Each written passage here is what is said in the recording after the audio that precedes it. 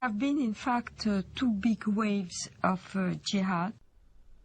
The Arab waves, which started in the 7th century, and in the course of 1 century only, has Islamized a huge territory, mainly Christian territory, from Portugal till Armenia.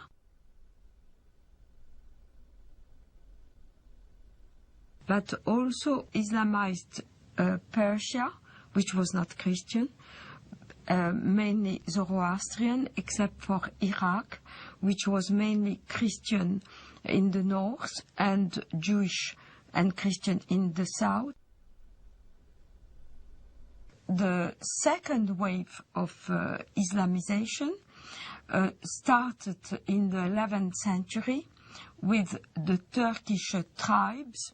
So all these regions of Eastern Europe, Greece, Anatolia, which is now Turkey, but was the seat of the Christian Byzantine Empire, and Serbia, Bulgaria, Romania were integrated into the Dar el-Islam, which is the land of Islam.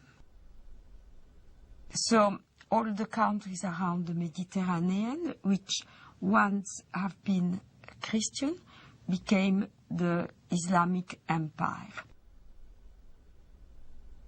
This Turkish wave lasted from the 11th century till the 17th century, where the Turkish army were stopped at the gate of Vienna in 1683.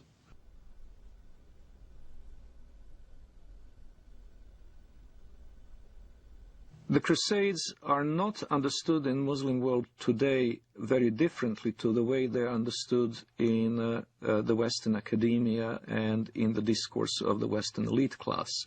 Both talk of the Crusades as an aggressive war of conquest by Christian Europe against peaceful, innocent Muslims. One may ask, however, what were those Muslims doing in the Holy Land in the first place? Well, what happened is that Muhammad and his successors waged a series of wars of conquest, and in one such onslaught, in the 4th decade of the 7th century, the Holy Land, Palestine, Israel, was conquered by Muslims. And so when Seljuk Turks started interfering with the ability of Christian pilgrims to go to the Holy Land, to go to Jerusalem, and when their physical safety was no longer guaranteed, the Western Christians acted not only as reconquerors of a land that had been once theirs, they also acted as, quite rightly one might say, protectors of their holy places. Now, a defensive war in the case of the Muslims is even a war of conquest, because they're obligated to spread Islam. But a land which had once been Muslim, in particular, must be reconquered, and the jihad is the rightful name of that war of reconquest. So they could never accept the Crusader states in Antiochia and Jerusalem, because they were Dar ul-Harb reinstated into Dar ul-Islam. And this is a contemporary aspect of the Israeli-Palestinian conflict, of which many Westerners are not fully aware. Exactly the same psychology that prompted Saladin and others to fight the Crusaders is now motivating Hamas. In both cases, it is not only a matter of the nationalistic desire of Arabs to expel European or Jewish settlers, it is also the Quranic obligation of all good Muslims to make sure that the land once ruled by Muslims will be reverted to their rule. From the British historian Hilaire Belloc's The Great Heresies, 1938. It has always seemed to me possible, and even probable, that there would be a resurrection of Islam, and that our sons or our grandsons would see the renewal of that tremendous struggle between the Christian culture and what has been for more than 1,000 years its greatest opponent. The suggestion that Islam may re-arise sounds fantastic, but this is only because men are always powerfully affected by the immediate past. One might say that they are blinded by it. But not so very long ago, less than 100 years before the Declaration of Independence, Vienna was almost taken, and only saved by the Christian army under the command of the King of Poland, on a date that ought to be among the most famous in history. September 11th, 1683.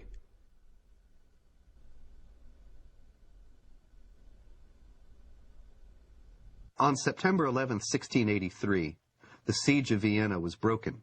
That was the high point of Islamic jihad expansion into Europe. After that, Islam went into decline, and the Islamic world was colonized and in a drastically weakened state.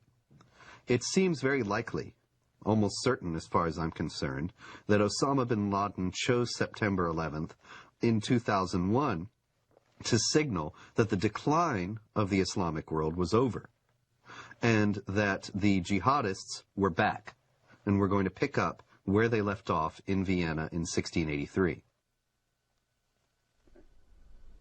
If we look at the tectonic plates between Islamic world and non-Islamic world today, we notice something very interesting, that even very diverse Muslim societies, which cannot be easily branded under one civilizational label, have something in common, and it is the tendency to be in conflict with their neighbors. If we look at the extreme southeastern outreach of Islam, we see East Timor, where Indonesian Muslims slaughtered a third of the population of this former Portuguese colony, who are, by the way, Roman Catholics. In southern Philippines, we see an extremely violent Islamic rebellion, which has been simmering and becoming more or less violent for years. In Indonesia itself, we had religious conflict in the Spice Islands, where the beleaguered Christian minority is in danger of extinction. We have very active Islamic movements, both in Thailand and in China, in Xinjiang. In the Indian subcontinent, the history is tragic indeed. That's where the Holocaust, the Hindu Holocaust, took place in medieval times, a little-known episode in the history of Islam in the Western world, but the one that left a deep traumatic mark on the people of the region, and where the conflict is still latently present in the province of Kashmir. In Africa, there is the constant war in Sudan, which finally has gained some prominence in the Western decision-making circles, but which has been going on for 20 years. And it's impossible to estimate the number of lives it has claimed, but it certainly goes into many hundreds of thousands. There is the constant instability in Nigeria between the resurgent central and northern states, which are increasingly pressurizing the government in Lagos into accepting Sharia law as the law of the land in those provinces. And, of course, there is Mauritania, where Muslims constantly battle non-Muslim southerners. Then there is, of course, the Caucasus, Chechnya. And in Europe itself, we have the conflict in the former Yugoslavia between the Bosnian Muslims and Serbs and Croats, respectively, and the conflict between the Albanians and the Serbs, Albanians and Macedonians, and quite possibly before too long, Albanians and Greeks.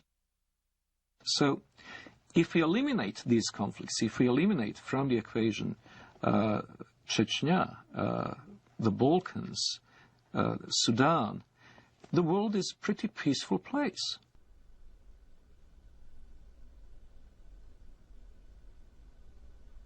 If we eliminate from the terrorist equation, terrorist acts carried out by the Muslims over the past 5 years, we would come to realize that the war on terror is unnecessary because terror is not a very big problem.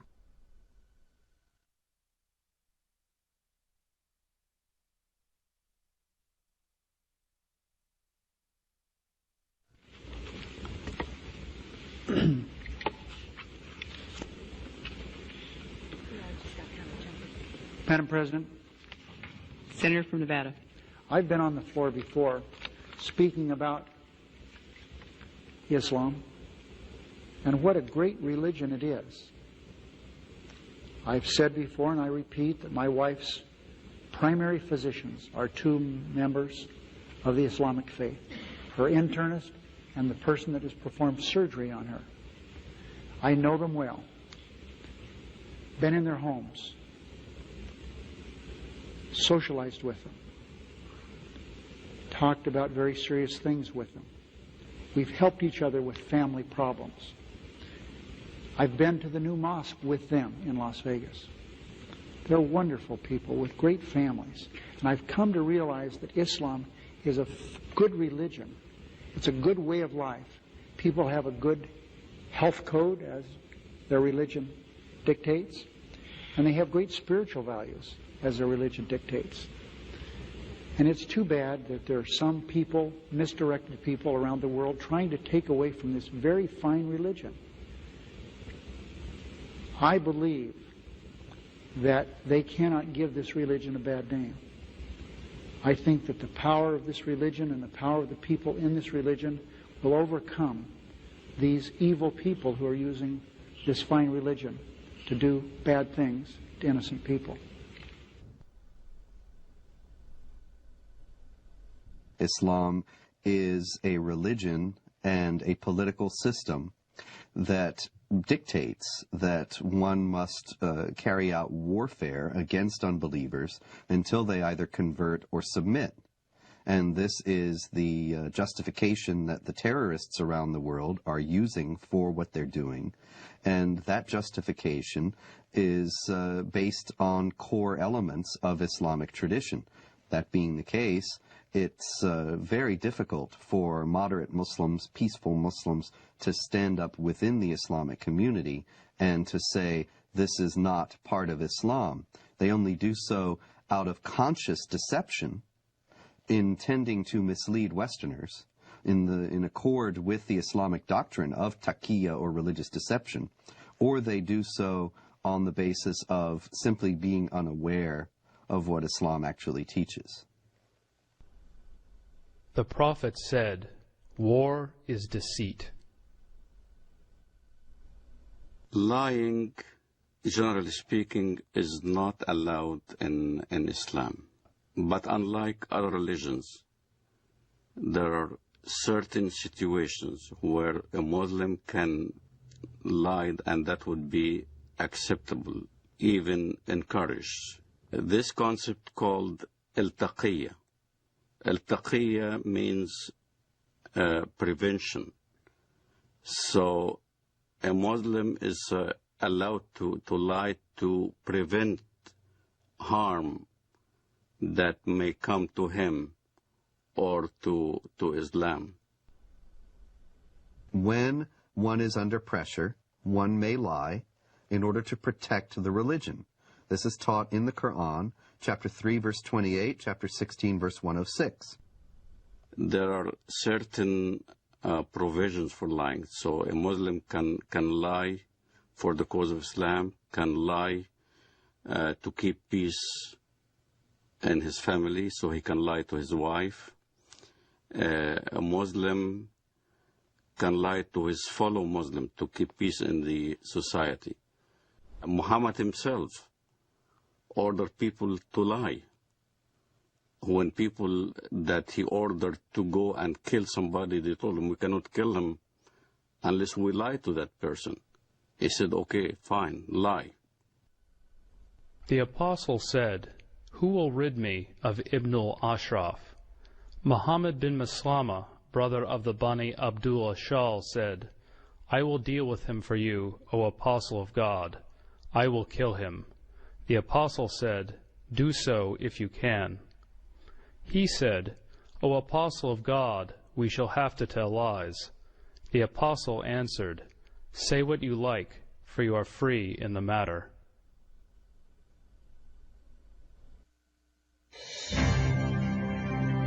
America is a land of diversity and service. I'm an African American. My forefathers overcame the trials of slavery. I am Native American. I am a journalist, wife, and mother. I'm of European heritage. One of my ancestors was a member of the Continental Congress. I'm Hispanic American. I've been a Girl Scout since I was 6 years old, and now I'm a troop leader. I served in our nation's armed forces, as have many of my relatives. My father served 2 tours of duty in Vietnam. Another fought for freedom at Gettysburg. 2 of my uncles fought for our country in the Korean War. And I am an American Muslim. And I am an American Muslim.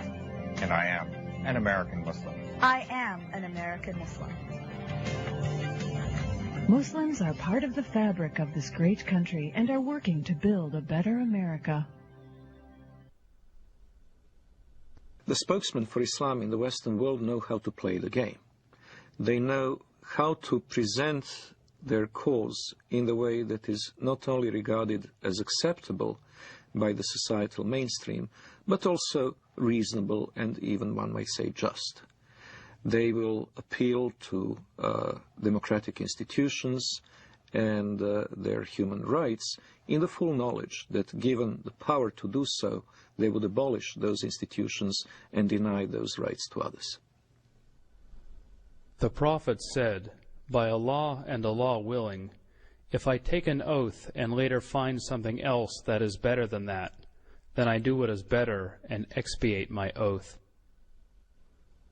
When I used to be working as a translator at the Loop College in Chicago, the fundraising for jihad movements, for the PLO at that time, we would do the translation for the announcements or the flyers that we hand out or we put on the walls of the college. And I remember the Arabic would be basically the facts. Bring your friends. We were intending to raise funds to support our jihad brothers in Lebanon, whether they're fighting in southern Lebanon against Israel or whatever. And then comes the English part.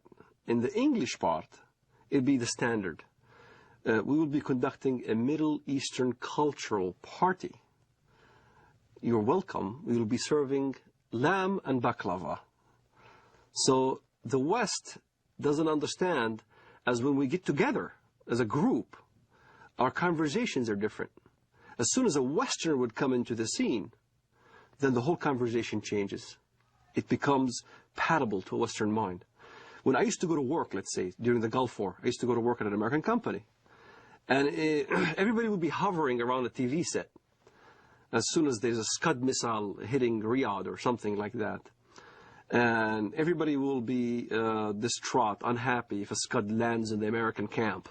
And I will be standing there right amongst the American employees.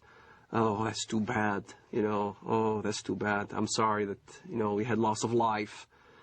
And out of frustration from having to keep the truth of what I really felt, I would roll down the window on the freeway going home and scream as loud as I can, Allahu Akbar, Allah is great. Allahu Akbar, because this is the chantation you do when the enemy is killed, when you win. So if it was a victorious day for the Iraqis, when they land a Scud missile, it will be Allahu Akbar on the freeway. I know nobody could hear me now. And when I went to my apartment home, the rest of the apartment complex were also Arabs from the Middle East. We'd get together in my apartment, watch the Gulf War, and we'd be praising Allah every time there was some incident where Americans got killed. But it wasn't the same face that we put on when we were in an American environment. In an American environment, you played different scenario. You acted as you are on their side. So there's this whole facade that is hidden from the West of how Muslim fundamentalists who want to propagate jihad in America can act publicly. Is what we are witnessing today a clash of civilizations? We ask that of noted Palestinian scholar and professor of English and comparative literature at Columbia University, Dr. Edward Said. No, I don't think so. And I think the whole thesis is a bit of a false one. Because in the first place, civilizations are not, you know, little packages that are kind of completely detached from each other. They're all connected in one way or another. And, you know, so-called Western civilization has many elements of Islamic and Confucian and Latin American and Russian, all the things that... The basis of and prophet of this new version of Islam as a religion of peace and tolerance was Edward Said, who established in all universities and in academia this Islamic vision of peace. On this basis, the whole history of dhimmitude and jihad disappeared. Edward Said, who in his book Orientalism posited that criticism of the Islamic world on the part of Westerners was racist and imperialist. It is spread in order to make political points, to accustom Westerners to the idea that Muslims are here to stay in the United States and that they must not be questioned in terms of their loyalty to the secular framework of Western society, of the United States and of Europe as well. That they must not be questioned in this despite Islam's historical, political character, because Islam is a religion of peace. And this fiction has become so entrenched in American public discourse as to be practically beyond question, such that anybody who does question it is immediately branded as a racist, a hate-monger, a bigot. And this is a very effective tool in a country where racism is the cardinal sin above all, to silence any effective debate about the continuing attachment of Muslim immigrants to Sharia law and their intentions toward the secular systems in which they now reside.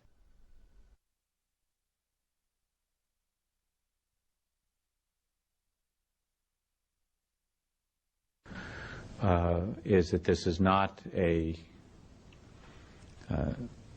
clash against Islam or Arabs. This is about freedom, not culture. It's about working with Islamic governments who want to move forward into the modern world, working with Islamic governments who see their face as the face of peace, and working against the violence and the terror and the people that seek to hold back the world and would seek to disrupt peace and freedom for others. And so that is what it's about for us. The true faith of Islam, we believe, is a religion of peace, and we intend to work with them in that regard. The true faith of Islam, we believe, is a religion of peace. Islam has to be known as more than a religion. The idea that Islam is a spiritual religion like, for instance, Christianity, is completely incorrect. It would be incorrect to describe Islam as primarily, let alone solely, a religion. Since its early beginning in Muhammad's lifetime, it has also been a geopolitical project and a system of government, a political ideology, if you will. Islam from its beginnings was both a religion and a system of government. For example, the Islamic calendar doesn't base year one from the time that Muhammad was born or the time that Muhammad received his first revelation from God, which I think are both what Westerners might expect, but from the time that Muhammad became the leader of an army and the head of state in Medina. This is the beginning of the Islamic calendar because in the Islamic understanding, Islam is a political and social system as well as an individual faith. In Islam, the separation between temporal, secular, and religious power is not only impossible, it is heretical. Only in the complete blending of all aspects of human activity and all aspects of political and legal functions of the state can we have the caliphate, the properly organized state that is pleasing to Allah. When Westerners think of religion, whether it's Islam, Christianity, Judaism, Hinduism, and all the isms in the world, Westerners think that it's a personal issue. A Buddhist will go to the temple and peacefully worship whatever he does, meditates, contemplates. A Jew goes to a synagogue and does his mitzvot, his good deeds. A Muslim goes to the mosque, pays zakat, alms, or go to the pilgrim al-Hajj in Mecca, or a Christian goes to church on Sunday. They think it's a personal issue, that religion is a personal issue. So when they look at Islam, they compare Islam with the way they understand religions. And that's the first mistake. Islam is not a religion for personal use. Islam is Sharia law. Islam is a form of government to the world first, then to a personal application. It is not just how you pray or whether you pray towards Mecca. It's how you dress. You dress in Arab culture. You speak Arabic. You can't go to heaven unless you pray in Arabic. You can't read the Quran in English and expect to get good deeds to go to heaven. You read the Quran in Arabic. It becomes an imperialistic system that everybody now must speak Arabic, think Arabic, practice the religion in Arabic. It's a form of law, not just in how you eat, but how you get married, how you deal with your government, how you deal with your military, how you deal with the youth, how you deal with women. Every aspect of your life becomes Islam. Everything is Islam. The Jews brought to the Prophet a man and a woman from amongst them who had committed adultery. The Prophet ordered both of them to be stoned to death near the place of offering the funeral prayers beside the mosque. The Prophet wrote the marriage contract with Aisha while she was 6 years old, and consummated his marriage with her while she was 9 years old, and she remained with him for 9 years, till his death. In no way is Islamic Sharia, Islamic government, compatible with Western understandings of human rights and freedom of conscience. Traditional Islam forbids conversion from Islam, forbids anyone to leave Islam. There's no way out.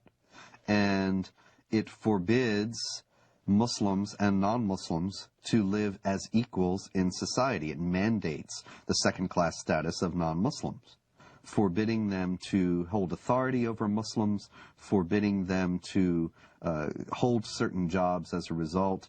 It even mandated in history that houses of worship of Jews and Christians were neither to be built or repaired, making the communities relegated to a perpetual state of decline.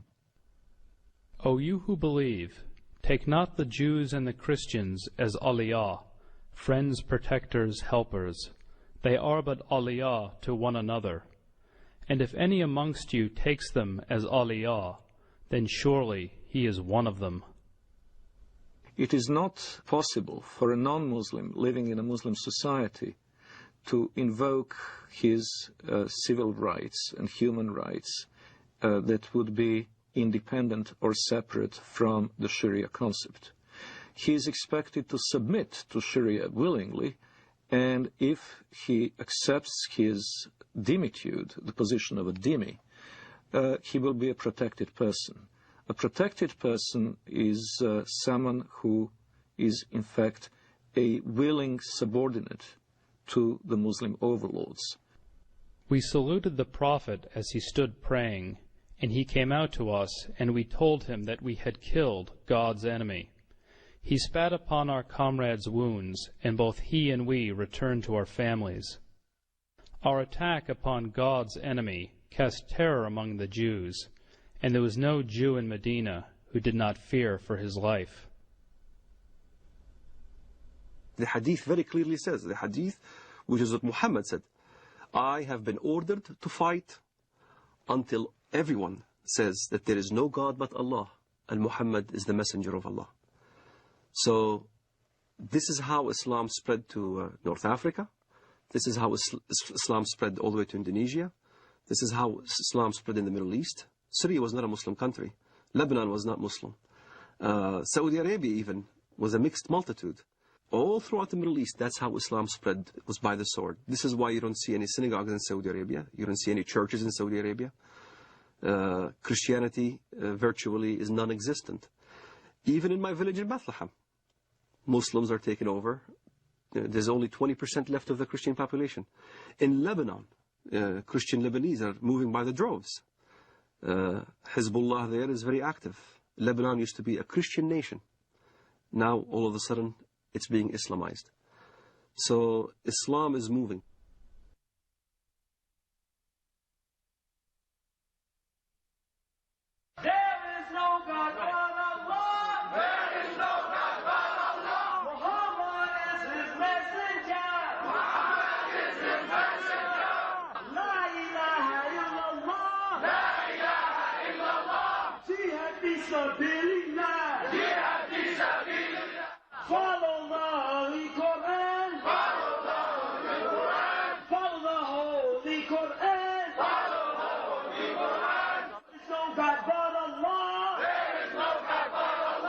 Muhammad is his messenger. Unite Muslims everywhere. Unite Muslims everywhere. Unite Muslims everywhere. Islam is the latest. All right, here we go. Allahu Akbar.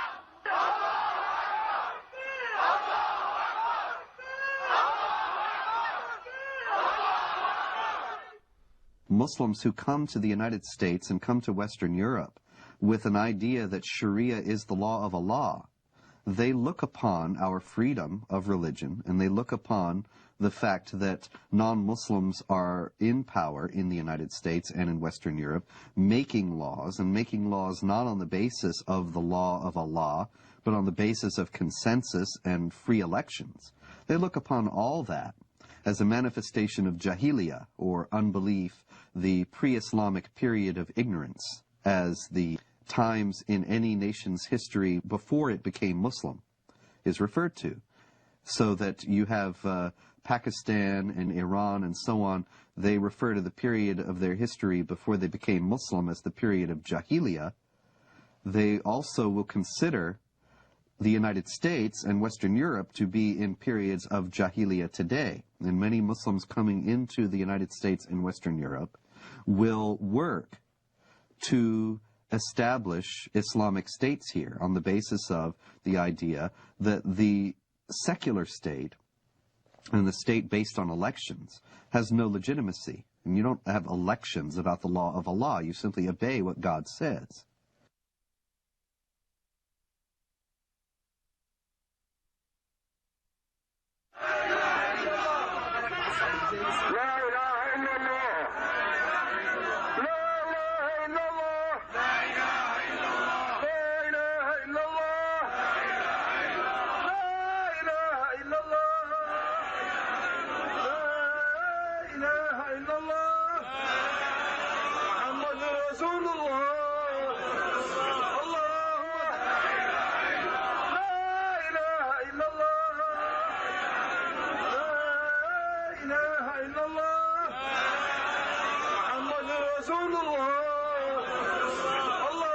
صل على سيدنا محمد. جهاد جهاد جهاد جهاد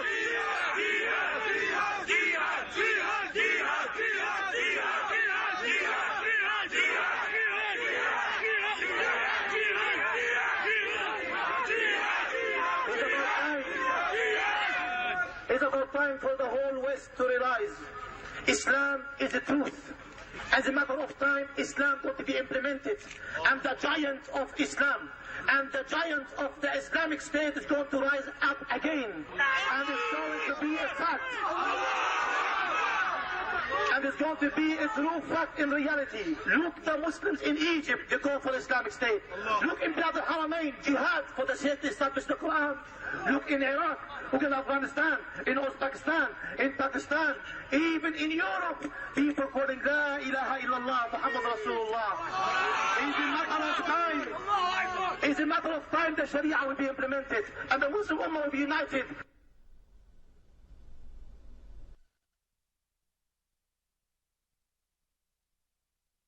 The most important thing that the West needs to know about Islam today is that it has a political character, and that it is not simply a religion, but it is a religion or a belief system that mandates warfare against unbelievers for the purpose of establishing a societal model that is absolutely incompatible with Western society.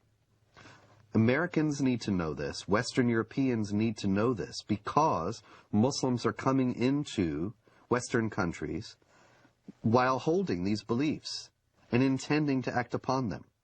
They are the motivations behind modern terrorist activity, and they are the goals of millions of Muslims in the United States and around the world. We need to know this so that we can protect ourselves. But unfortunately, because of political correctness and because of media and general government unwillingness to face the sources of Islamic terrorism, these things remain largely unknown. Islamic fundamentalism is a sleeper cell in America.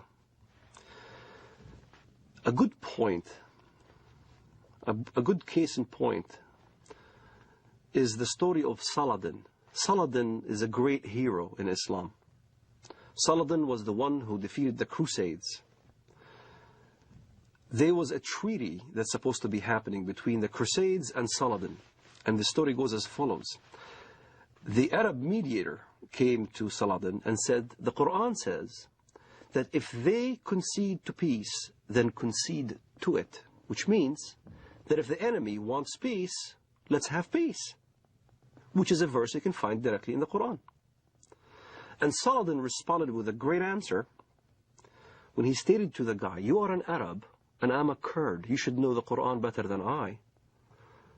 Don't forget the Quran also says, why should we concede for peace when we have the upper hand? So you find both verses in the Quran. Peace, you concede to peace when you are the weaker party. This is why you hear the term Hudna. Hudna is a peace treaty, ceasefire.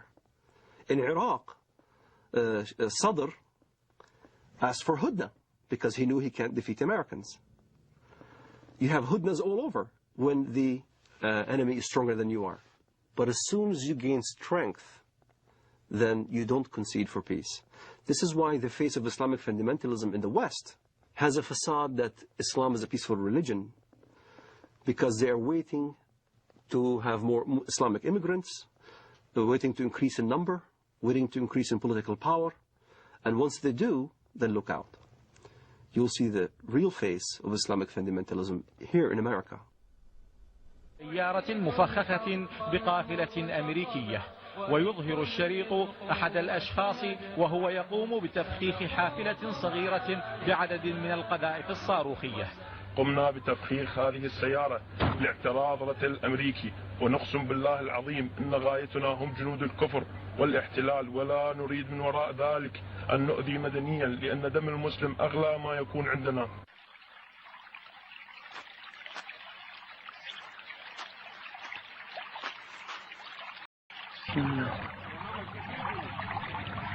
الله أكبر الله أكبر الله أكبر الله أكبر الله أكبر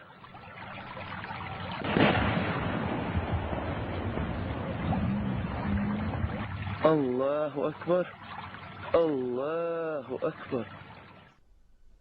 It's unfortunate, but there's no negotiating with the jihadists.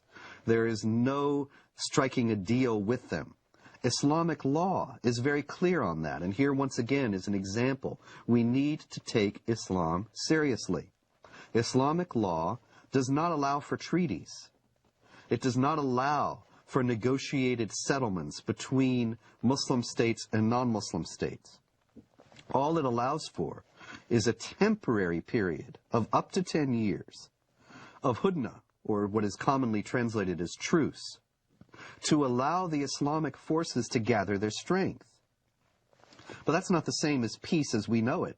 That's not the same as the absence of a state of war. That's only a temporary lull in a war that the jihadists consider has gone on for 14 centuries and are willing to fight for 14 more. So when you meet, in fight, jihad in Allah's cause, those who disbelieve, smite at their necks, till when you have killed and wounded many of them, then bind a bond firmly on them, take them as captives. Thus you are ordered by Allah to continue in carrying out jihad against the disbelievers till they embrace Islam, are saved from the punishment in the hellfire, or at least come under your protection. But if it had been Allah's will, He Himself could certainly have punished them without you. But He lets you fight in order to test you, some with others. But those who are killed in the way of Allah, He will never let their deeds be lost. In Islamic thinking, the world is divided into the house of Islam, where Islamic polity has been established, where Allah rules supreme, and the house of war, which is the rest of the world. This dichotomy is reminiscent of other totalitarian ideologies, and most explicitly communism. Both communism and Islam seek the end of history in this world. The end of history will come when either the whole of our planet becomes Darul Islam, or else when the proletarian revolution brings the avant-garde of the working class to power all over the world, which will be the end of state, the end of money, and the end of class oppression. In both cases, it is possible to have a period of truce. It is possible to have what would be called in modern parlance peaceful coexistence. But that peaceful coexistence is a tactical ploy and not a permanent solution. Allah's apostle said, I have been ordered to fight with the people till they say, none has the right to be worshipped but Allah. If we consider that if only we changed our policies toward Israel, and if only we changed our policies toward Iraq, or changed our policies toward something else, if only we hadn't taken out the Mossadegh regime in Iran in 1953, and other things people have said to me, these ideas are ridiculous. They're based on a fundamental misunderstanding of the motives and goals of the jihadists. This is not a conflict that was created with the creation of the State of Israel, or a conflict that was created when American armies went into Iraq. The global jihad has gone on without interruption, without significant interruption, since the 7th century. And it only declined in force and activity at periods when the Islamic world was too weak to prosecute it. The question now that we have to ask ourselves is, do we want to preserve our Judeo-Christian values and our own civilization, or do we choose to go towards a dimitude, an enlarged dimitude in Europe, which will engulf the whole of Europe? Maybe not America, but America will be isolated because it will have to deal in geopolitics with the Islamized demi-Europe. And these are problems that have to be taken into consideration by Europeans themselves in choosing their identity and their future, freedom or dimitude, and by Americans also. In order to defend itself against the onslaught of global jihad, which is coming in the century ahead, I have no doubt of that, the West would need to redefine itself and to say what exactly is the geographic and cultural space to be defended, and in the name of what. Defending it in the name of a tepid, lukewarm ideology of multiculturalism is impossible. Multiculturalism and postmodern liberalism are not worthy dying for. They're not something that can inspire people to do what their ancestors had done at Poitiers and at the walls of Vienna in 1683.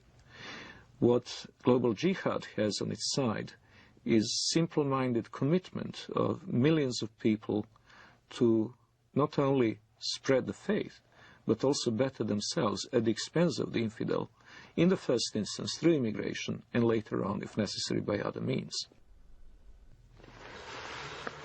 What the West needs to understand about Islam is that Islam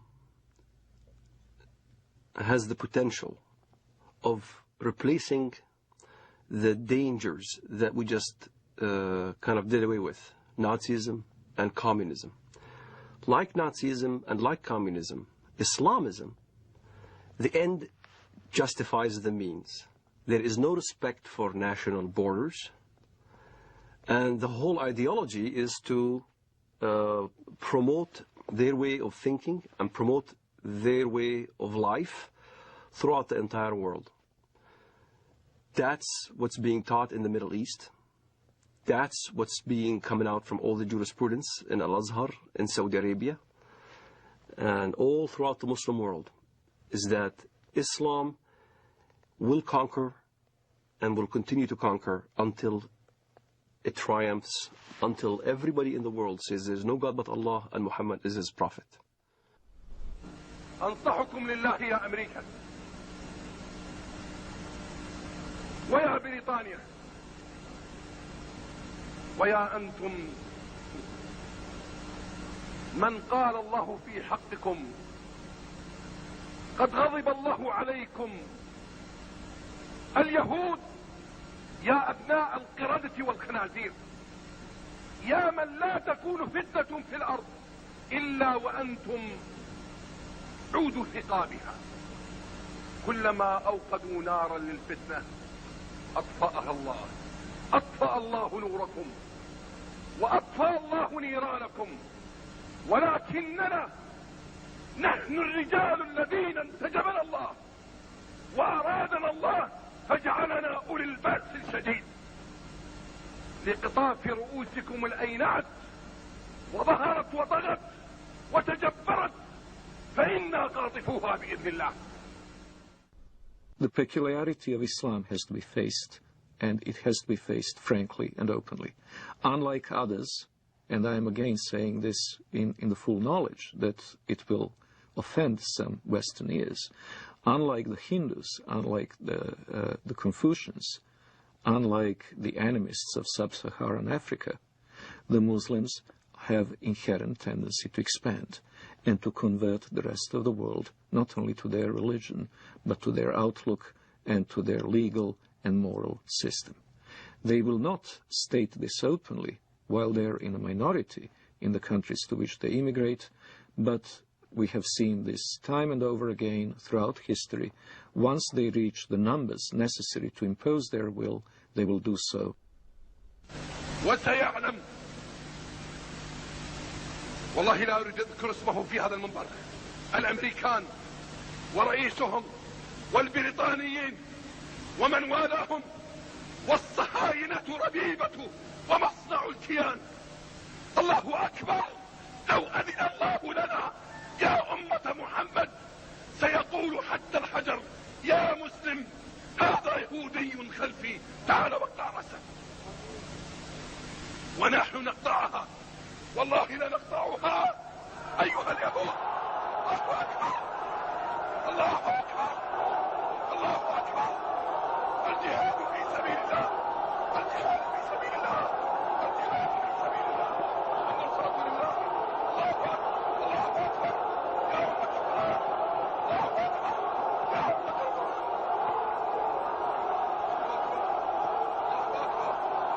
الله أكبر عليكم.